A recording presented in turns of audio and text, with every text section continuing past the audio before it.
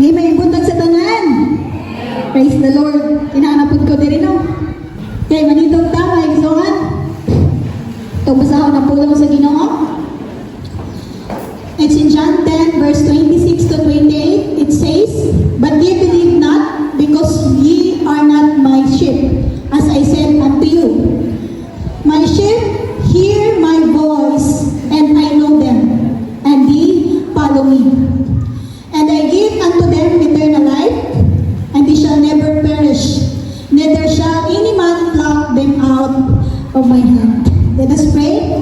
Heavenly Father, once again, O God, we are enthroning you, Lord, in the midst of us, O Lord. It is you, Ginoo, ang himaya, ma-enthrone. Ikaw, Ginoo, Lord, may masentro sa tanan, O Diyos, nining orasa. Panalangin kami, Lord, while we are talking about your word. Let it be, Lord, na matagsa-tagsa, Ginoo, nagi parte, na portion, Ginoo, nga madala, Ginoo, Lord, nining si manahunas, gikan sa mga pulong nining orasa. Bless me, your servant. I am nothing apart from you, Lord. I am so limited in my own ways. Let it be, Lord, nga ikaw with may mabati nga makigsulti, Ginoo, sa matagusan nga nabini. Ikan sa labing bata nga namati, Ginoo, hangtod sa labing hangtong. Kurala kami sa imong gahutin, wala buwan sa kaaway, magparagpuson, sa pagdistorbo nga namo, niniyakabot-tagon. In the mighty name of Jesus. Amen. Okay?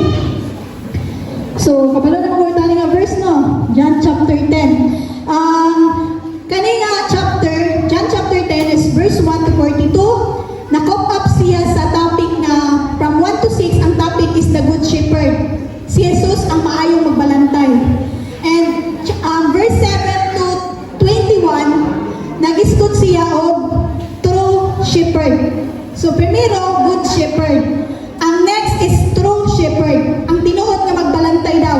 Kay gisgutan ito niya nga ang tinuod nga magbalantay, tinuod nga tagiya sa karnero is andam mamatay para proteksyonan ang iyang mga karnero. And the next na po, from 22 to 39, gisgutan niya, matungod kay nag-isgut siya anak, na siya ang maayong magbalantay o tinuod nga magbalantay, nang suko ang namati o naay mga tao dito nga nagkabahin-bahin, walang ito ang pan, gisgutan niya sa kanaang verses from 22 to 39, gisgutan niya, the shepherd know his sheep. Ang magbalantay kaila sa iyang mga karnero. Gisgutan niya nga kadtong mga wala nito o dili iya. Kadtong mga nito o maoy iya. And next na po from verse 22 to 30 di ay. From 31 na po to 39, dito na dayon. Ang mga wala nito kay Jesus, ang topic niya is restoring the effort to stone Jesus.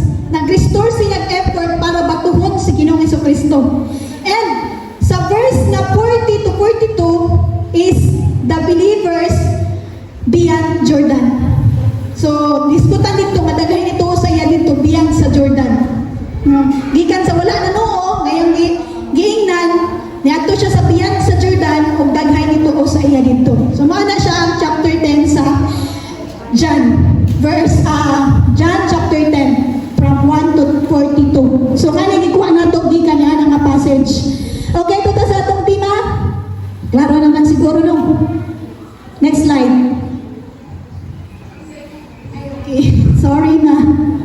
Nakalimot. Okay, of course, ang isgutan na nga topic is about sa pagkarnero.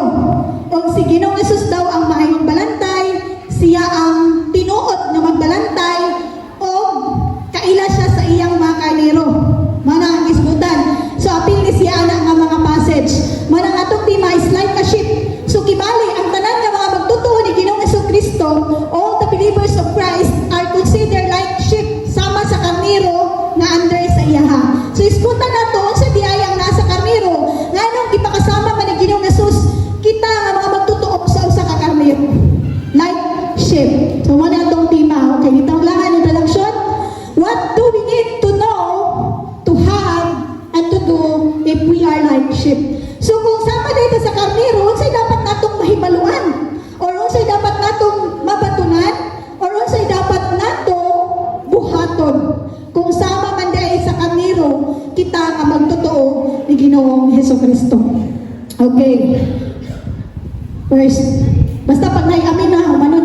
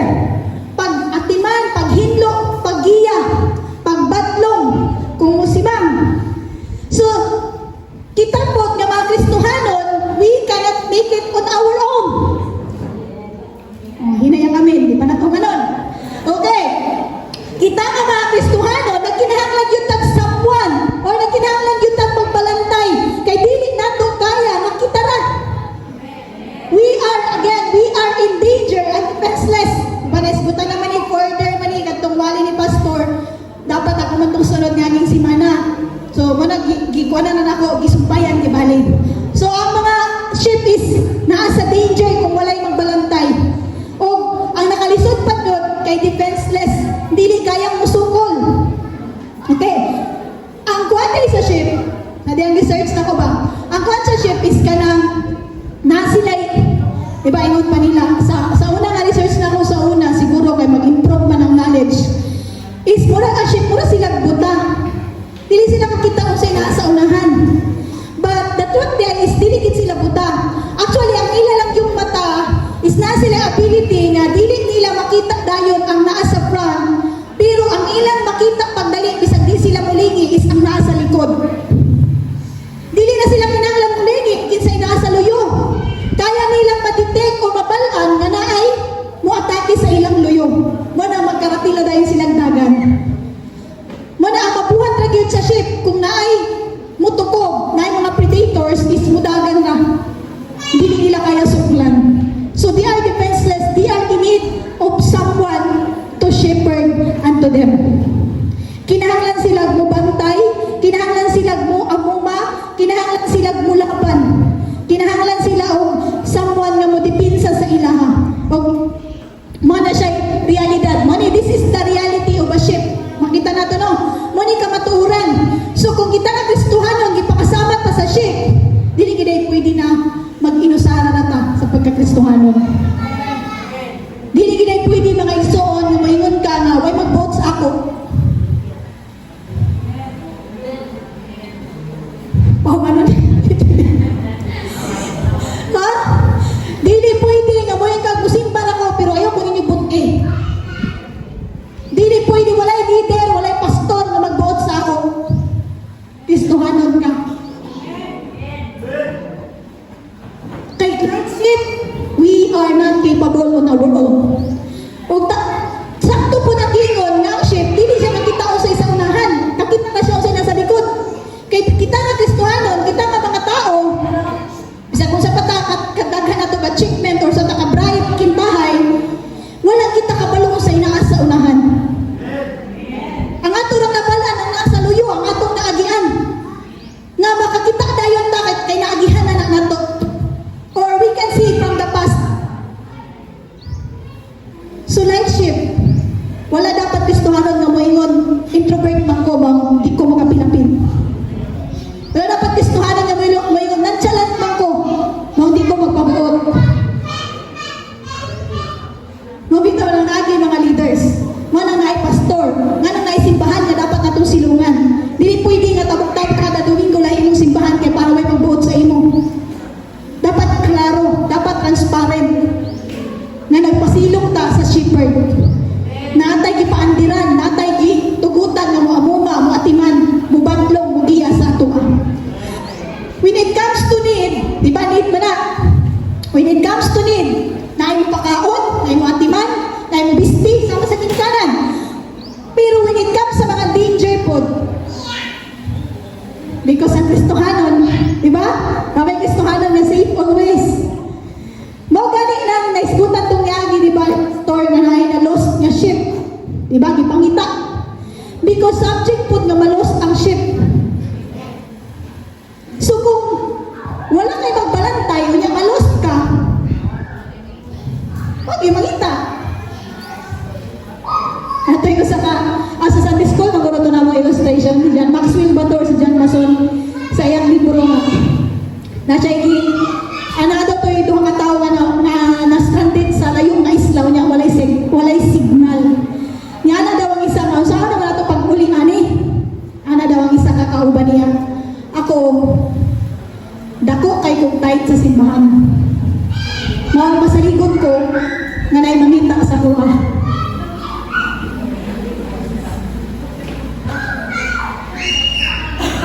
Walay nakagets? Ayan.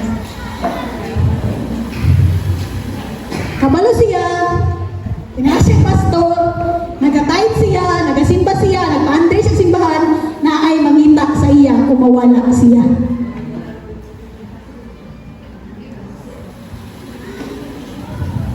Sumanang, dapat lagi tayo magbalantay para ay mangita sa ato kung mawala ka. Ang problema po lagi, kita naging mutago.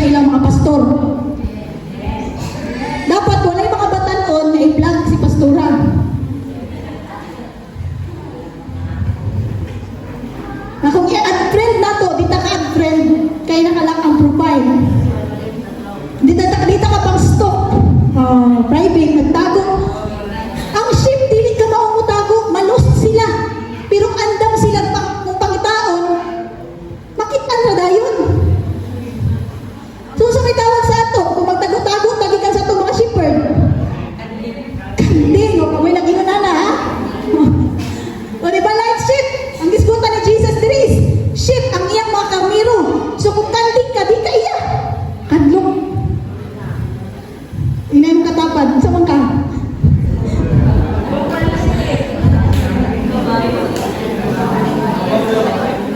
Oh! So, kinahanglan yun ang magbalantay. So, kung gusto yun ka, maila ng Kristohanon, o kung tinuod ng Kristohanon, like sheep, magpa-under yun tag, mga shepherd. Kanya kung padlungon ta, i-rebuke ta, i-train ta, andam ta. Kay sheep man. Ang kanding nga, manuwag man ano. Manuwag pa, masukok pa yun. Tapos sila. Ang Kristohanon dahil na manuwag, kung badungon, klaro na kayo. Ako na rin mo amin. Baliktad na, ako na mo amin. Pag musungan, pag badlungon nga ayo, pag anatin, ayo pag anabrad, ay, gusto kayo man, man. Ay, ilhan na. Hinonsol na. Anak na lang. Amen? Okay, dito ta maglangan. Next na ta. So, kaya nagkinahanglan matag shepherd, tungod kay naata sa need. O dili na to kaya i-feed ang atong need. O kung na danger, dili na to kaya i-defense kung kita lang. Kinahanglan matag shepherd. And this is it. Kaya nagkinahanglan matag shepherd, we need God as a shepherd. That's why, ingon si Jesus, gikan sa verse 1 to 6, that I am the good shepherd. He represented himself nga siya ang maayo nga magbalantay.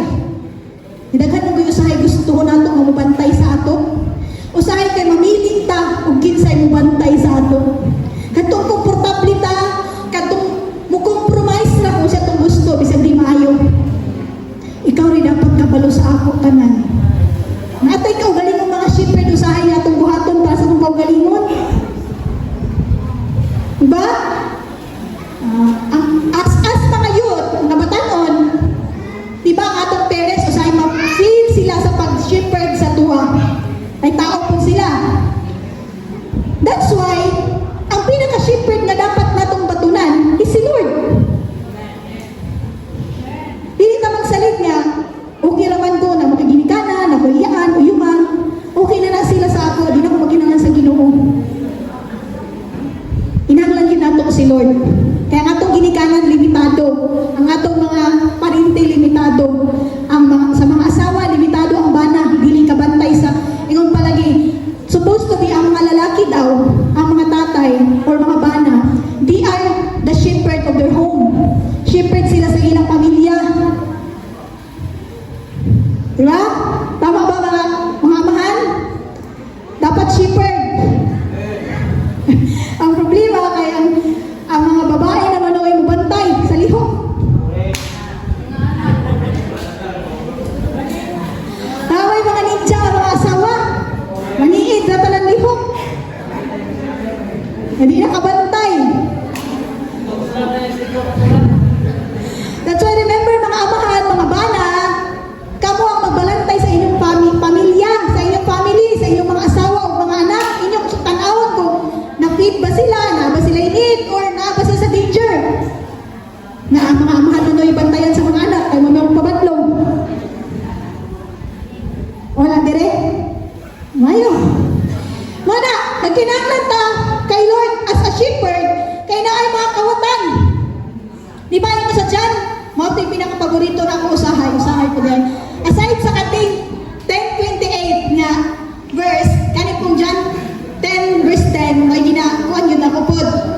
The thief comes to steal, to kill, and to destroy. And then si Jesus, I came to give you life in abundance.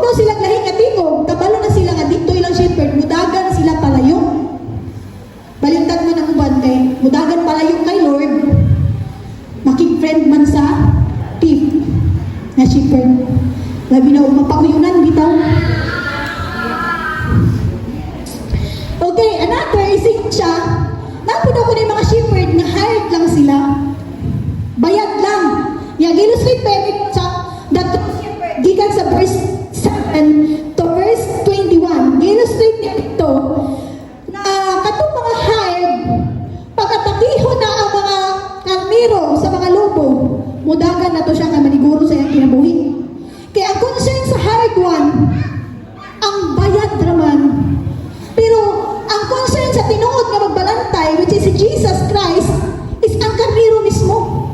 Mao ganing gi-illustrate niya nga namatay siya sa cross. Wala siya nagpakamatay, wala siya gipatay lang, gihalad yun niya yung kaugalingon para mo ay mamatay instead nga kita dito sa impyerno. Muna yung gi-illustrate as a true shepherd, ang iyang concern is kita yun mismo nga iyang mga sheep. That's why kinahanglan nato nga siguroon na siya yun ang atong gihimong magbalantay sa atong kinabuhi. Amen. And of course, through that, gamit si Lord ang mga leaders. Amen. Dalion na, amin naman. So we need God as a shepherd. Siguroon nato, natay mga leaders, natay pastors, natay church, but above all, si Lord yun. Kaya ma-feel man ang mga leaders, di ba? Magkulang mi, mabisi pud mi, maluya pud mi. But that's why, siguro ang imong shepherd is si Lord. Amen. Kaya ma-feel ang tanan ng parents, ma-feel ang leaders, ma-feel ang church, ma-feel, but Lord, dili siya mapakyas. Kaya gani, ihatag niya ang kinabuhi para sa iyang mga karnero. Ulihan po yamin? Balik na to sa uno. Kaya amin? Katulad na tayo, kung maglangan dito, niyagi na langan, kung mamawi ko karon. Okay. Karon, adili pa ni katulo, sumpay pa ni, being God's sheep di ay, kaya di ba, under naman ta sa sheep, under na ta kay Lord, nagpasakop ta sa iya sa shepherd na to, balantay. Mao po di atong buhaton isip, mga shepherd nga iya sa Dios kay, o di ay no, dapat isipod na to, basta kay na-under to sa, kung si Lord ang akong shepherd, okay na. Naapot tayo buhaton. Kaya ingon na dito sa verse nga itong ibasa, no? My sheep know my voice. Diba? My sheep hear my voice. Or sa other version, my sheep listen to my voice and they follow me. Diba? Mo to. So, mani siya. Ingon pa dito sa verse 26. Masing mayo ba? Pataka ko. Verse 26. But ye believe not because you are not my sheep as I said unto you. So, mani, giingnan ni Ginoong Jesus ang mga tao na wala mo tuo sa iya, ha? Balik na ako. Giingnan ni Ginoong Jesus ang mga tao na wala mo tuo sa iya. Dili mo mo tuo sa ako, kay dili mo akong karnero. So, kung tinuod daw ta nga karnero sa Dios, we must believe in Him. Dapat klaro ang atong pagtuo sa iya, ha? Mani, pinakauna. Manang sa pagsulti ni Jesus sa crowd, kabalo na siya, kinsa ang iya. Kaya ang iya daw, mamati, mutuo. Pero ang dili iya, bisang ipakitaan na ng milagro, duda gihapon. Gani mabasa nato ni sa verse mo, ganing gi-restore nila ang effort para matuhon siya. Kaya nagduda gihapon sila ang Ginoong Jesus kung siya ba ang Messiah or ang Christ. So manang gi-explain ni Jesus na dili mo mutuo, ay dili mo akong karnero. So being God's sheep, dapat tinud-anay nga pagtuo sa iya. Then ikaduha, naglihok-lihok na kitang dunggan, ha? We must listen to His voice. Again, daghay tingog nga atong pwedeng madunggan sa kalibutan. Worldly voice, naapay voice ang atong flesh, naapay voice ang atong desire, naapay voice ang atong mga silingan, daghang tingog na pwedeng madunggan. Mao na bitaw ipabantay ta sa tingog sa tip. Kaya na mga kawatan, dapat daw kuno klaro sa ato ang tingog sa Dios ug dapat may mahimong giya nato sa atong pagsunod kanunay. Nga once musulti na gani, musunod na dayon. Once mo sa giya sa magbalantay, sunod na dayon. Listen and follow. So ilhan yun ang iya sa Dios. Kung tinuod tang nagpa-under kay Lord as a shepherd, kaya mo di ba tamo yung gahina nga, under bang ko? Pero dili makita ang ebidensya. Kung tinuod yun na si Lord ang atong shepherd, kay mo tuod ta, mamatik ta sa iyang tingog o mo sunod sa iya. Kaniro na ba ta? Kaniro na? Dili pa tanan, ako nga wala miwin. Magkarniro na ta, amen? Ang kaniro sa Dios, mutuo, mamati, ug mo sunod. Okay, para ikatulo na. We need, yan na.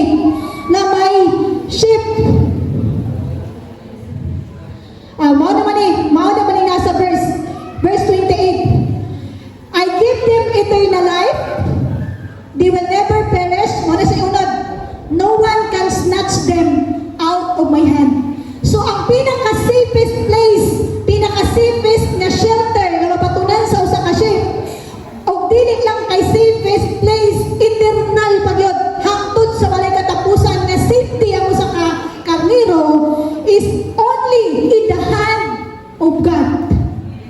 Sa kamot ragyod sa Dios, mao nang bisag malos gani motong yagi, bisag nay nalos gipangita kay ingon siya sa iyang verse sa iyang ingon, no one can snatch them out of my hand. Dili niya tugutan ng iyang mga karniro nga tinuod nga iyaha maagaw gikan sa iyaha. Munang bisag malos man usahay pangitaon. Kaya hay na ba no? Bisag mapakya singon pa sa Isaiah atong verse nga bisag kung sa kahugaw himuog puti. Isaiah ang karniro maghugawan, maghugaw-hugaw, hinluan. That's why nindot kayo masiguro nga nakita sa kamot sa Dios. Kaya mo siya, no one can snatch them out of my hand. Diya sa iyang pag-atiman, diya sa pag-atiman sa iyaha, diya sa iyang mga kamot, di ta maagaw bisang pila pa yung mga watay. Kay gani gihatag na niya yung kinabuhi. Siya na lang ang nasakitan at namatay sa krus para lang sin iyang mga karniro. That's the kind of shepherd ang gi-offer sa tuang Jesus. Ug siya na. Imagine, kana daw mga kaniruha ka na sa iyang kamot, gitagaag eternal life. Isa pa, they will never perish. And no one can snatch them out of his hand. Diha lagi day sa mga kamot sa Dios na mahimong safe always. O dili lang kay always, eternally. Hangtod sa walay katapusan na safety ta. Hangtod sa walay katapusan na secured ta. Hangtod sa walay katapusan, we live eternal life. Gusto ba tana? Let God be your shepherd. Magpailalong ta sa Diyos. No? Di ta magpakaroling nun nga, okay na ko, kaya na ko i-shepherd akong kaugalingon. Pero pagabot sa panahon, ang itingog sa imong munod, mas kusog pa kaysa tingog sa Diyos na imong madunggan.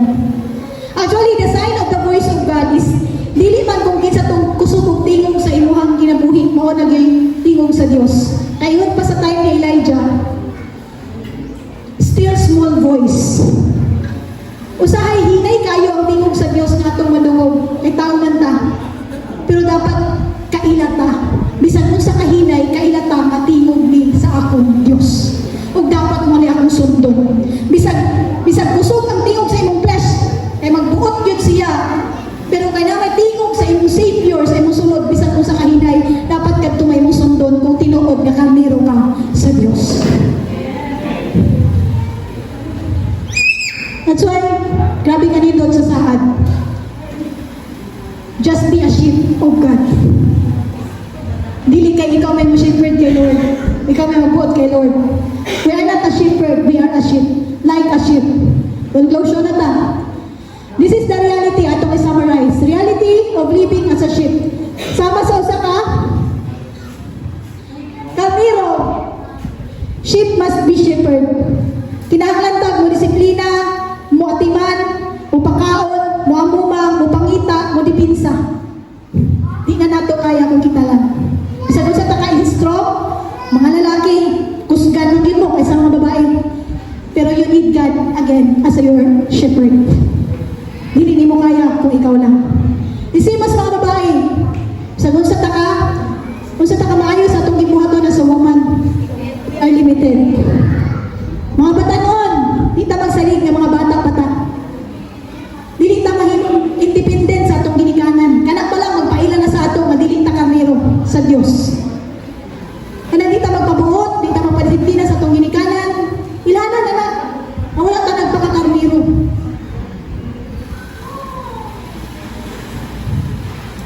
Manang be mindful that we are like sheep. Sama sa karniro, moobita sa atong parents, sa atong leaders, atong pastors, labaw sa tanan. Kung mapil man na sila tanan sa Dios. Amen.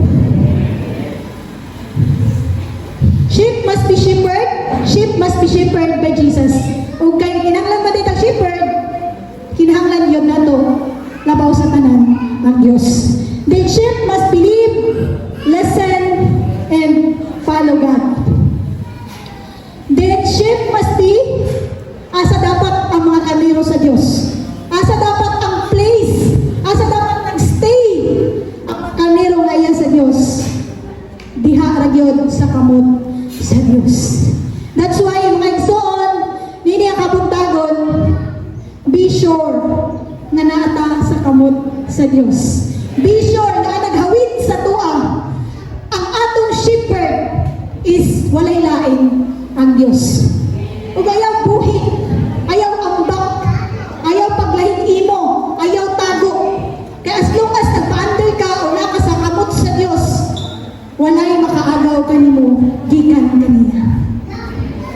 Walang dili ta makabuhi sa gunit sa Diyos. Amen. Dili ta kabuhi kung siya nagatiman sa tuwa. Maulos man usahay ta, it's because sometimes ang reason kung malos ta, because ang sheep, usay ma-distract sa pagkaon niya masipsiban. Instead nga mamati sa tingog sa Diyos, gisupay niya ang sagikan tong pagkaon niya, malos siya. Pero, kung si Lord ang imong shepherd, pangitaon o pangitaon, yun kaniya. That's why, make it that you are in the hand. Manindog ta, hindi niya kabuntagon?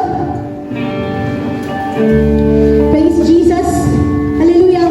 Atong kantahan ang kanta nga, imong gunit. Wala kita kabalo sa tanan o sa iyong maabot, pero kabalo si Lord. And sometimes, kabalo man yun ta, wala siya na kinahanglan sa atuwa, pero gibuhat niya po niya ang tanan para sa atong kaluwasan.